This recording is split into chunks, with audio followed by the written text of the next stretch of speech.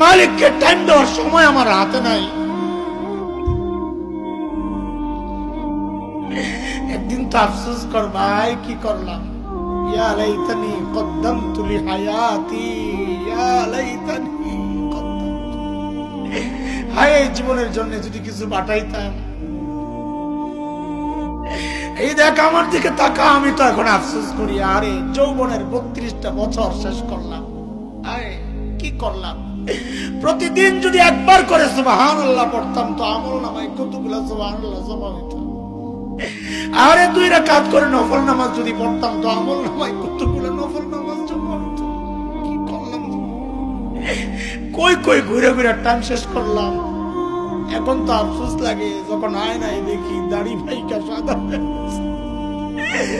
যখন থেকে চুল সাদা হয়ে গেছে বুঝি আরে টাইম তো শেষ, টাইম তো শেষ। ডাক্তার এসে বলবে যে কোনো মুহূর্তে, আই কি করলাম। আরে ভাই আমার, মালিককে টাইম দাও, মালিককে টাইম দাও, ফালতু সময় খাইও না, নষ্ট করো না। আফসোস করতে হবে হাসরের মাঠে যে হায় এই টাইম কেন নষ্ট করলাম, কেন নষ্ট করলাম।